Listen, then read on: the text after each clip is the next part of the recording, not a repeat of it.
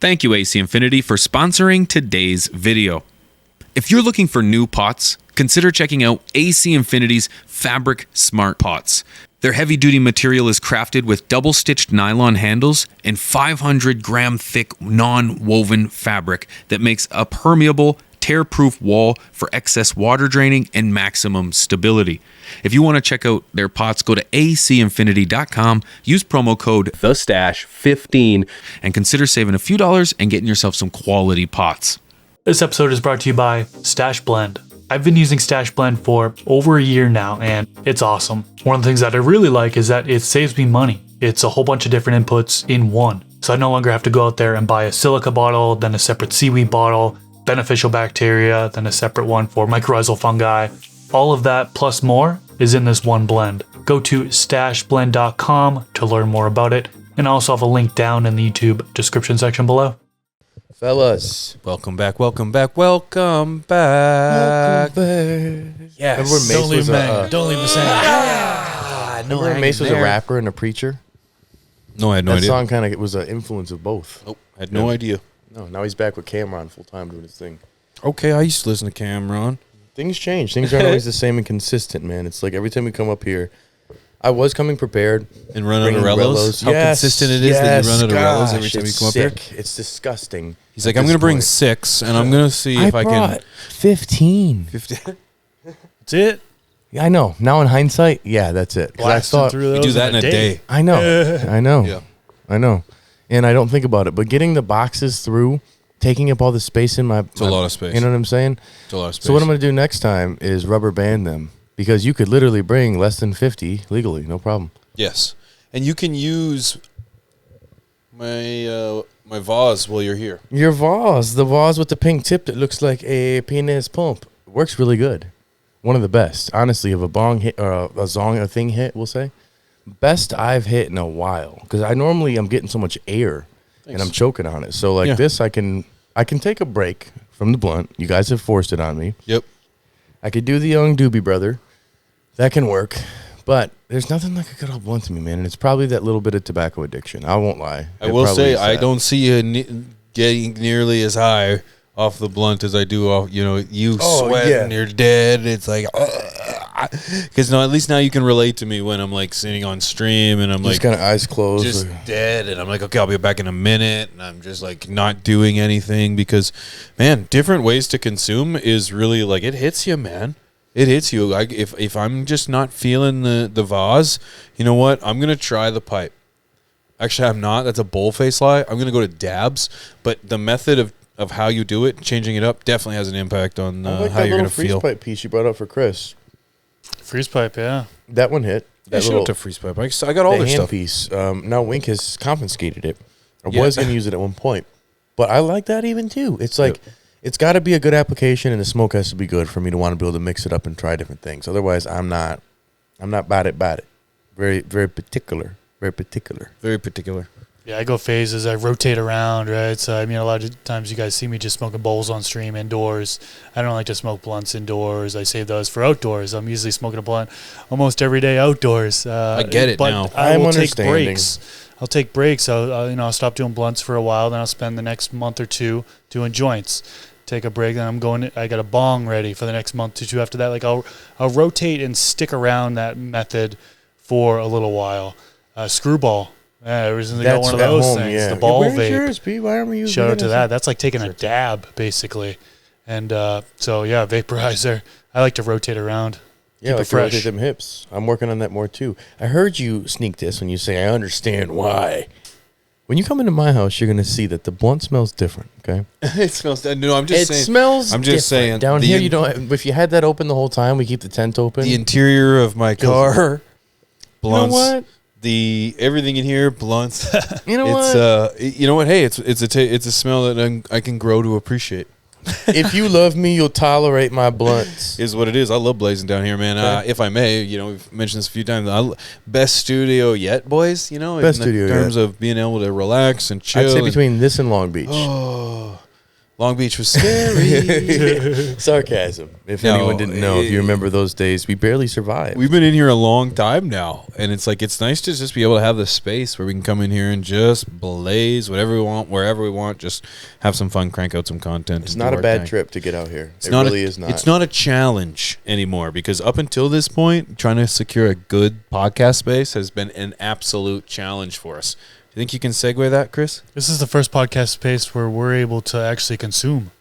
You know Oh, what I dude, mean? I'm It's getting ready to titty. It's been it's really kind of a nice. game changer, you know, most of the time. Well, actually, if Speaking of, we're doing the virtual episodes, we can consume, but Yeah. like We as the in me, always. in-person episodes, we're usually at like an Airbnb or, man, I remember the first time we came to Vegas, you guys came, we were at the Rio Hotel.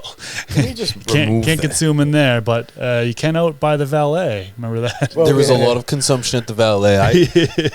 We gotta never. Actually, I was gonna say, can we remove that memory? But we never can. We will that never. that was a beginner That mistake. was such a growing era. This was a for rookie us, so- mistake for us to figure out. This was an error. This was a never forget where you came from moment. Yeah, yeah.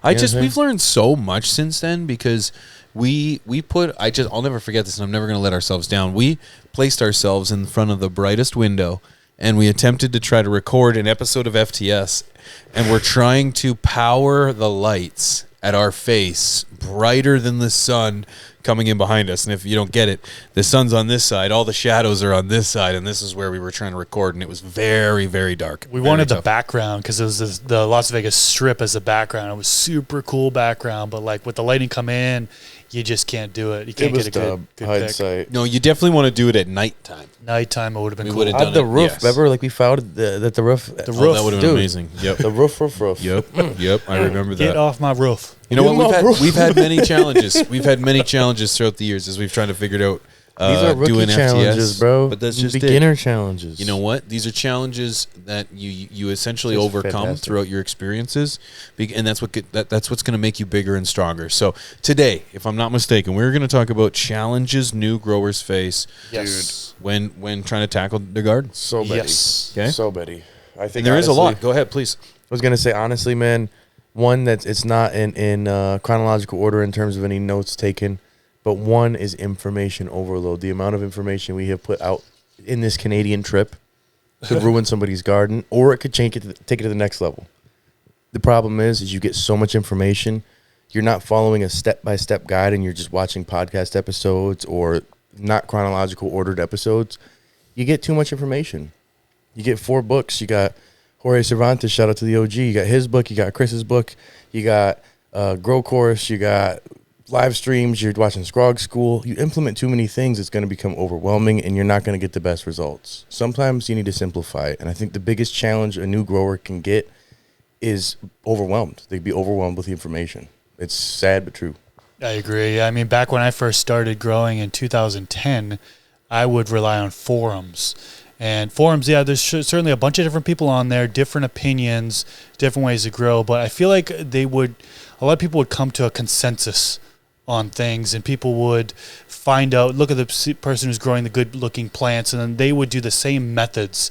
So there was some consensus. There was a lot of people were doing the same thing because they were influenced by each other. And then, of course, there are different forums, and then comes websites, and then YouTube really took off. And yeah, information overload.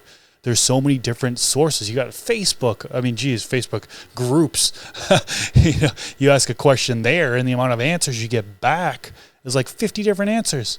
What's wrong with my plant? You got 50 different answers from people, and they give 50 different steps of advice. It's information overload. So, yeah, I mean, a way to kind of combat that, is to do your due diligence, look at different sources for information, try to identify what's credible, and maybe stick with one person, kind of follow them, Just and me. try to implement what Rob they're CLtv. doing. Yeah, just Rob. Just implement what he's doing, and you'll be successful. No, but some people have done just that in the past, right? I'm sure you had many people over the years like, dude, I learned how to grow from you. You could probably get comments, dude, I learned how to grow from you. Thank you so much. All your information is great and stuff like that. That's somebody that has stuck to your way of growing, and they've been successful.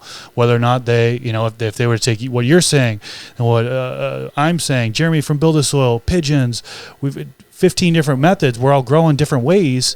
Well, things can get confused. And it's like you can make mistakes. You could go the wrong way. You could implement a a watering practice that's ideal for synthetic growing in an organic system, and then you've made a mistake there by doing a dry back and killing off some of your microbes. Right? There's information overload could certainly put you into hot water. Dude, the amount of people who are like, yeah, I'm using Gaia Green and cocoa, and then I'm also using a little bit of advanced nutrients, and then I got kelp in there, and then I also got some oyster shell flour. And then I just bought Stash Blend, and I'm going to start using. You think that I can pee in there as well? Yeah, and then I'm going to pee around it and in it. You know, I think that's the prime example is you can rock with everybody and watch the content, but to follow the recipe or the method, you almost want to choose your mentor or your place of information and get one full run simplifying that process. You don't open up a recipe book, 3 recipe books, and follow the same one to make barbecue ribs. You're going to do one, and you're going to stick with that because they may contradict themselves, and they may make it so your end result's just a nasty, overcooked, chewy piece of trash versus doing things the right way and following the right, standard operation and procedure that somebody lays out could give you the best results you've had with minimal information intake. You just follow it. And use that as a stepping stone, right? Maybe that's your first run is just kind of following what Rob does and then branching out. And then you're saying, oh, well, Pigeons does this thing. It's kind of interesting. Let me try this one technique. You know what I mean? You don't have to completely switch up your whole style, but at least you've already gone through a successful run, and now you can start to pick off other people. What you find that intrigues you, that excites you, and you want to try it and try to have fun with it, right? That's the way to go about it. Oh my gosh, if you're listening to me, you're hooped. You're hooped. You're done, brother. I think a big challenge too is that I'll hold myself accountable for this, is that we are often as creators or influencers or as faces of the products and the companies and the industry and the plant, is that we forget too that you don't need to buy everything to get started. Equipment, when you look at equipment, that's it. Shiny object syndrome. It hurts, man. That's exactly what it is. That's something. It's something that's a reality. When I look into your tent or even my own tent. Now, both of your tents are far more advanced than mine is because they're AC Infinity. But it's like, there's a lot going on in there. You do not need a light as large as I have, and I'm using a Spider Farmer SE 7000. You do not need something that large. You could get away with 4x4 too, eh? I didn't even think we actually have videos. I can't remember the episode now, many months ago, of us going through. Do you guys remember growing on a bare minimum? Oh yeah. And we said you could grow. It was like a decade ago. You could grow with a, and you corrected me. It's not a quantum board. It's a LED LED board. Quantum board is trademarked. That is trademarked by HLG. Okay, so it's an LED board. That's crazy. So I think too. It's like I remember being so excited to run to the wife and be like, okay, this is what I need, and the list was so long, and it's like that's taking a dent out of your family budget. That's really not only is it hurting the budget, but I can assure you a lot of those things you're buying at the beginning, you either don't need or don't need now, because if you're worried about harvest, buying trimmers and grove bags and sea vaults, and you haven't even planted a bean yet, priorities are a little messed up. Don't worry about that. Get a little bit farther down the line. I'm not saying wait till harvest, but get a little bit farther down the line before you're trying to think about storage methods. Shiny object syndrome. Don't fall accustomed to it. But I kind of want to caveat that with, if you are following somebody like, I want to caveat that with, if you're following somebody like Rob or Chris or myself, ask them. You can reach out, and I know all of us have avenues to do so, and I'm sure you can figure out how to do that. It's too easy. But it's like just maybe ask in regards to, all right, how much of this do I need? Is this something I need, or is this something that I want to work towards?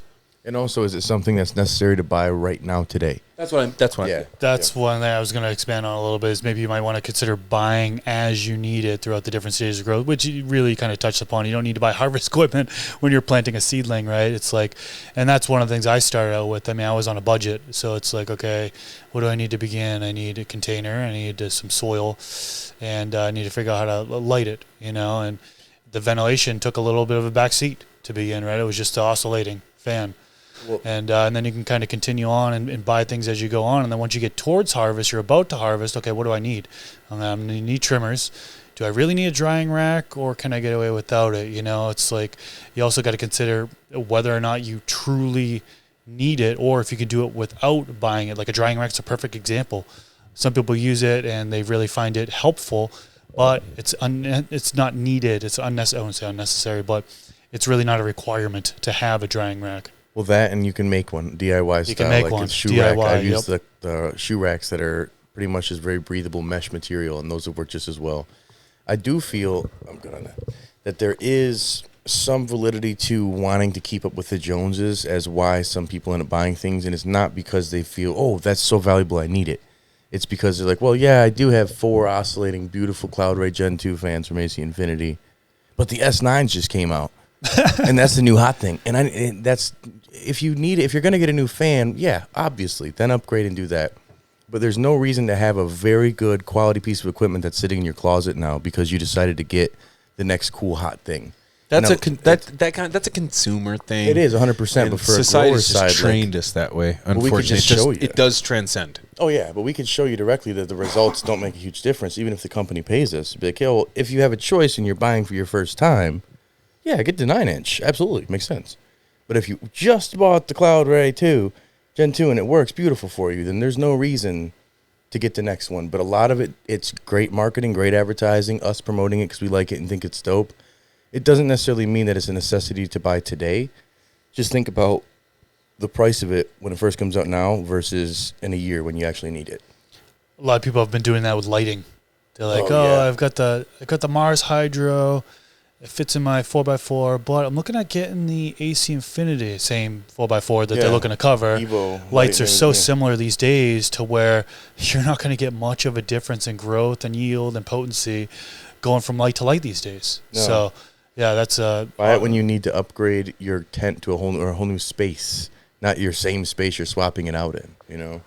Yeah, you can get, par, talking about just par, and I know spectrums are different between grow lights and stuff like that, but the amount of par needed is available in the Mars Hydro light. Is same result with the Spider Farmer light, same thing with the AC Infinity light, same thing with the HLG light. Like, you can get to harvest, you can get the optimal amount of lighting from any of those lights. Yeah. So you don't need to buy one light this year and then look to buy a new light next year. Unless it's AC Infinity, you just got to go to the Stash 15. It's like iPhone, right? People looking to upgrade their iPhone every year. Dude, that's the most You don't need to update your vehicles, light every year. You see like how people you do with an iPhone. Like, I've got a buddy who had the Ram 2021 or 2022, and then he recently traded it in to acquire more debt for the 2024. And now he's like, but the 2025 looks sick. And I'm like, what's the difference? It's a tiny bit more bubbly. He's like, yeah, but it's different with this one. It's got automatic engage for the brakes when it locks in there. And it's just a consumer thing, and it's trained by it's not trained by the government. I mean, it's trained by society that we need the best of the best. Shiny object syndrome. It's a real thing. It just it transcends into our market as well. Call 1-800-SHINY object syndrome if you're suffering from this. Yes, if you know anyone suffering from shiny object syndrome, use discount code the Stash 15 at checkout. Another challenge that I think that I feel as if growers have to deal with too when they're trying to hone in their system is food. Ooh. Because when it comes to synthetic, I'm hungry I have to a little bit now. You said that specifically is that if you listen to the companies themselves, you need all of these individual items to get the plant to grow at its all-time best, and it can be a real challenge to dial in what bottles, what nutrients are necessary, more importantly, what bottles already have more than one of these available, so I don't need to separate the bottles individually. And I think that can be avoided by either trying just the base nutrients to see how your genetics respond to that. Some genetics respond wonderfully to base nutrients. I know I've talked about in the past some of my favorite nutrients, and I can almost guarantee you that a lot of my favorite nutrients of all time, wasn't it the Dutch Dead company? Ops, Holland's Hope. Nutrients? Genetics, you mean? No. I just mean some of my my favorite. Oh, hold on, let me repeat if I mess that up. Some of my favorite genetics of all time. There you go. Yeah, sorry. Thank you.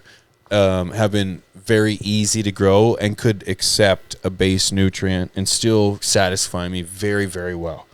Add a stash blend on that, I'm just, Which is 100% necessary, every single component. which is an essential. It's an additive. An additive, right? Not an essential. Sorry, it's a premium additive. It's essentially I think it's an essential. additive. It's essentially an additive. So I just, again, it's an additive. You don't have to be so complicated. We can make this complicated with organics. We can make this complicated with synthetic. We can make this organic with synganic. We can continue to make this as complicated as we want. But at the end of the day, it is just a plant. It will grow with, in some cases, not limited, but the base nutrients, and that can be a challenge to understand that. Well, that, and you also don't need to be so focused on your ppms or EC if you're brand new. Those letters may be scary. Just follow the routine regimen that's given to you with the, if it's a synthetic line, I can't even talk, or even if it's not organic. Everything has a dosage on it. Follow that. I know so many people who have no idea what that meter is. They've never used it. They just have a pH meter, and some of them do both. They have no idea, and they don't care. They just follow exactly what the bottle says. Their plants are vibrant green. The buds are pretty good, and if they're not, they move on to the next genetic. And that's totally fine. That's totally acceptable, especially as a brand new grower. Don't throw yourself too deep into the water without a life preserve, because it can make you not want to swim again, in my opinion. Yeah, I've come across so many growers that have hit me up. They're like, okay, I got these base nutrients, but what's the silica all about? What is this bloom booster? Can I add this too? How about mycorrhizal fungi? And what about the bacteria? And so they are kind of like an information overload, like we talked about earlier, right? But like, it's a challenge as a new grower to figure out what exactly they should be feeding in to their medium, right? Adding into their medium. And that's one thing, just to get a little bit more detailed on Stash Blend.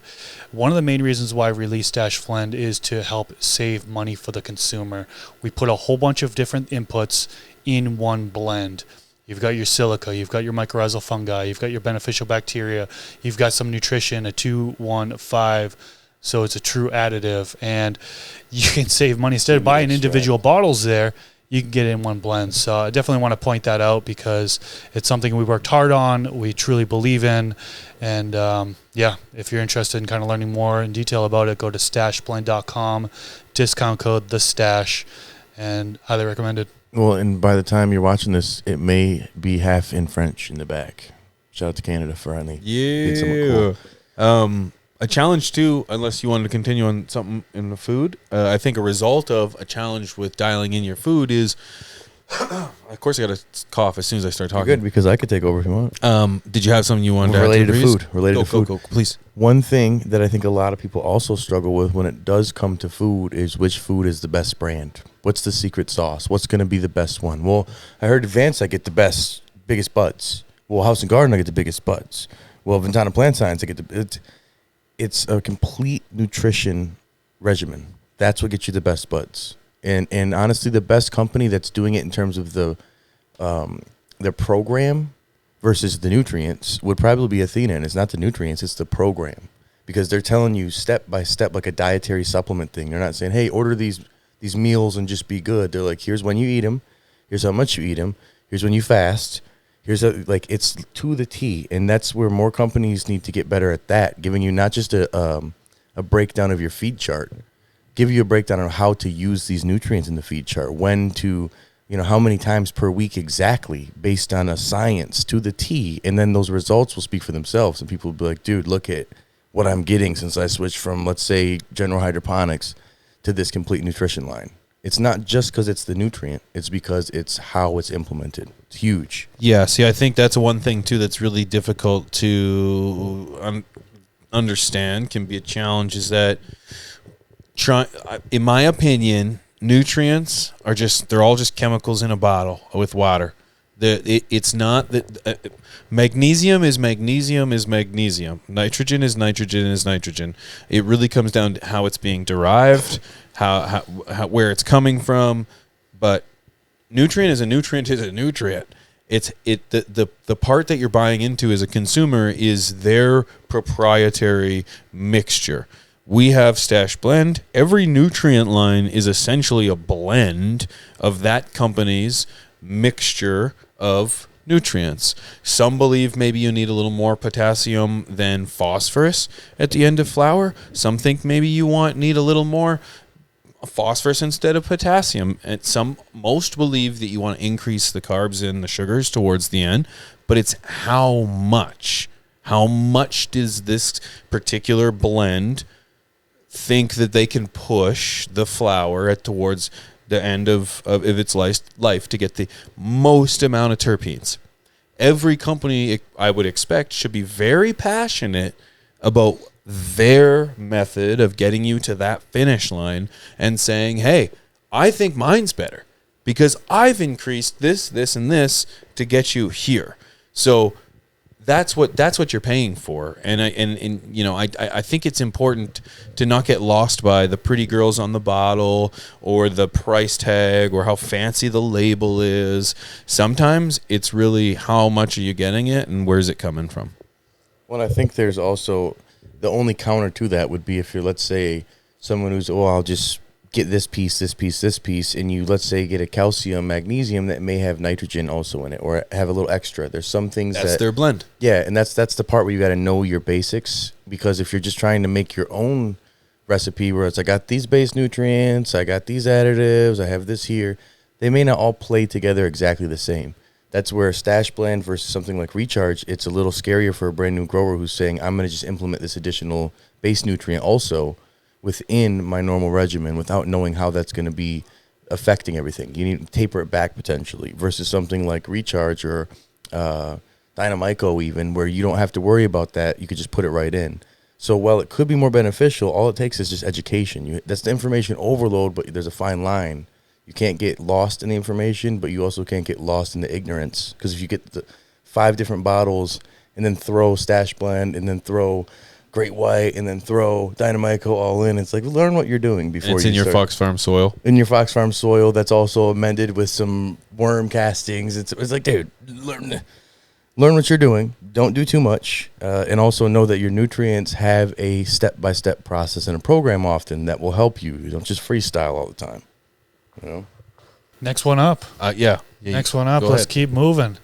I think actually we briefly talked about this before we hit the record button, which we thought was a great one, which was one of the biggest challenges that new growers face is finding good genetics. That would have been a great place to start. That would have been a good place to start, right? That was what was the first one we talked about. That was the first one we should have talked about. Yeah, that was so important one. Yeah. If you're good at search engine optimization.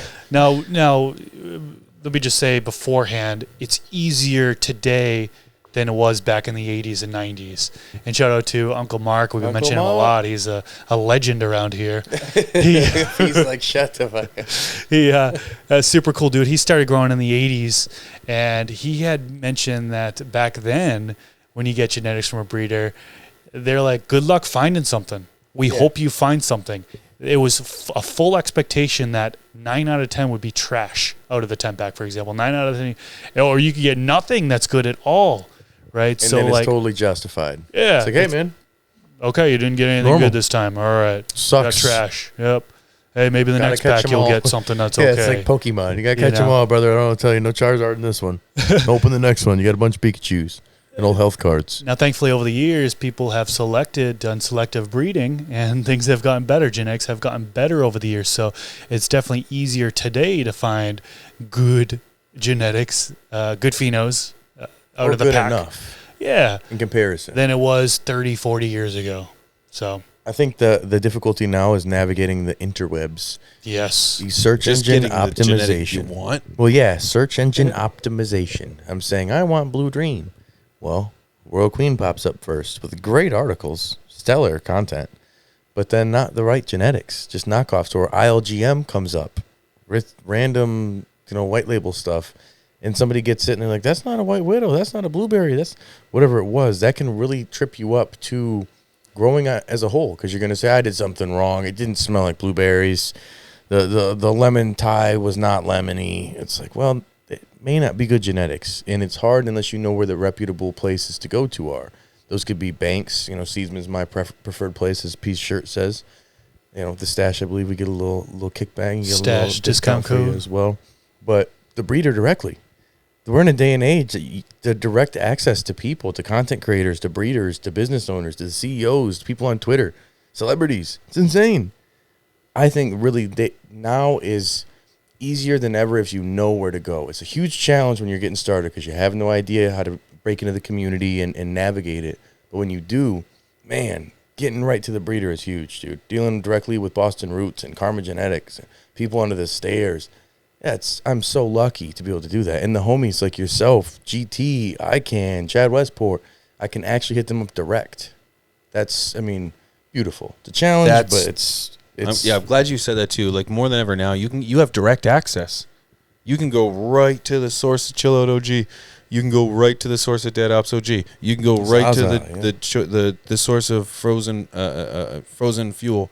You know what I mean? This is right to the source. You don't have to go through these third parties in order to obtain these genetics as well, because there's far less reliable ones than there are good. I got that backwards. There's just a lot of imposters out there, and you got to be careful for that. Yeah, there's more. That's the tough part now versus not being able to find it. It's so readily available that there's scammers galore, and it's easy to fall for the scammers on the internet because it's easy to have, a graphic, a page that has a dot or a 1 or an underscore. Chris knows all too well. Yeah, all of us have been Scammers. impersonated, so that's a key thing. I'm glad you brought that up. That's a challenge, is scammers. Scammers is a challenge, and you got to be careful because the only way to get my genetics is through my website when I do random releases. So sign up to my email list in order to be notified if somebody hits you up through DMs from a Pigeons 420 account or from a Rob CLtv account or from a Mr. Grow account with some extra underscores or some extra dots in the name. Yeah, it's hard to see. And they say, my breed of seeds are available for you. That's, I think, the exact verbiage they use. And now they're going to use it again. They'll continue to use it. They've been using They the don't same care. There's no shame in their game. same pitch for years. My breed of seeds are now available. Would you like to see a menu? Something along those lines. And they typically try to push you over to an email address too. Mr. Grow at Gmail is not mine. That's a scammer. I'm sure they've made up, scam emails for all of us. Thousands of others. It's such a common thing right now. So when you are searching for these things, double check, do your due diligence, because some of these profiles look exactly, they're a duplicate of our actual profiles. Oh, dude, I know. The only difference is a dot in the name or an underscore in the name. So you got to look super, super close. That's the toughest do your due part. diligence there. The visual aspect of it is you're on your phone. Somebody follows you. I've done it. I've followed you back. That's not even you. I followed Mr. Canuck. That's not him for like a year. Didn't even know until he said, that's not me. And I'm like, oh, unfollow. I just submitted it here. It's the first time. Stashers don't say anything. It's too common. ICANN THC just dealt with it recently. I mean, all the time, actually, now that I think about it. He's one of the... You two, in particular, because you have brands that are you as the individual and the name. Like, I'm Rob from CLtv, so they'd have to do CLtv as a whole. There is a one page of me, it's like a Rexler something, and people are saying it's me, and Instagram was like, nah, I know it's you who you are, but there's not enough evidence to prove that this picture of you and all your information on another page is a scam page. That's terrible. It's like, are you serious? So I just have to tell people every time, this is not me. If they follow you, it's not my name. It's Rob. It's not like Rob's a stage name. And it's just difficult to navigate when you're new to the internet and new to the community, new to growing. You get a free light that you pay $150 for on Telegram. That's not real. No. That's another scam. Careful. Yeah. One thing I wanted to mention too, that I got a couple more too. I just wanted to kind of sneak in here, was that it can be very challenging as we continue to grow to understand deficiencies and toxicities. They can both often be disguised as the same darn thing. You can look at something and it might look burnt, but in fact maybe it's hungry. I want to just apply a real quick rule of thumb for someone who's running synthetic and they want just an easy way out. If it's kind of going yellow from bottom to top, you can kind of assume that it's hungry, that it's looking for nutrients, it's looking for food, because it's starting to eat all the stored nutrients from the bottom and it's going to the top. Generally, anything that's burning from the tips inward, going yellow from the tips inward is kind of a burning. That's kind of how I can figure it out. If it's deficient, I feed more. If it's toxic, I feed less. And if the worse it is when it's toxic, the more water that she gets fed. And that's just something it's a rule of thumb for synthetic, that if you get caught into this situation, just don't panic. Don't try to determine the difference between a phosphorus deficiency or a toxicity or a calcium deficiency. Just know that there's either a toxic or you're deficient. Address it with either more or less food.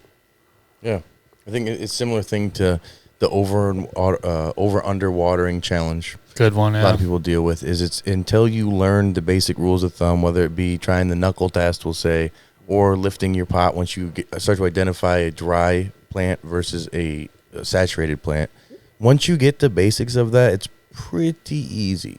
But before that, it's intimidating and easy to overthink, easy to way underwater. It seems that's more the thing than I see than overwatering lately.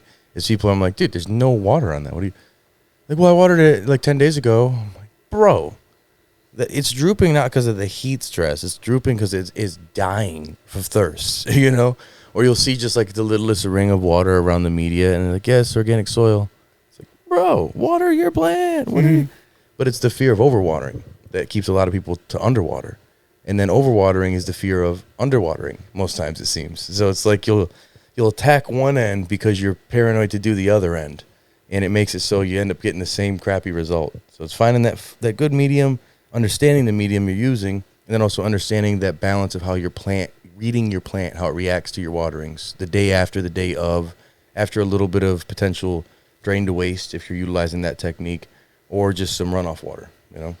Yeah, good point. Those last two, surface level, I'm glad we stuck there because we have past episodes where we covered both of those things in detail. So if you want to get deeper into those particular things, definitely dig back on here. And I want to know in the comments section, what are some big challenges that you think new growers face? Let us know. I'd love to read those. That would be great, man, because that could potentially help spin off to another conversation and also help some of these new growers who are utilizing the chat section like a forum. So Stashers, we know you guys know your stuff. We didn't even mention harvesting because that can be quite challenging, particularly trying to time when it should be harvest, and that's a whole other part too. I think boys. We're like Universal Studios, baby. We have part 2s and remakes of everything. We're bringing it back. It's like a blast from the past. The chat helps us do it. You guys are a co-producer, man. And so to all the folks at the bottom of the screen, thank you guys. Are as well. Thank we you. Appreciate you. Thank You you. can check that out, patreon.com/fromthestash, where you can find out all behind the scenes content, exclusive content, access to merch, stashmerch.com. Go check that out. Thank you so much for all the love and support watching every single week here on Sundays. Huge shout out to Wink, Appreciate that dude back there. Thank you. Thanks to Jesse for putting his work in. Thanks to you boys for being so good looking and well spoken. Thank you. Well done. So with that being said, it's your boy Rob from CLtv, Pigeons 420, Mr. Grow It, and we are from From the stash. From the stash. Peace. Peace.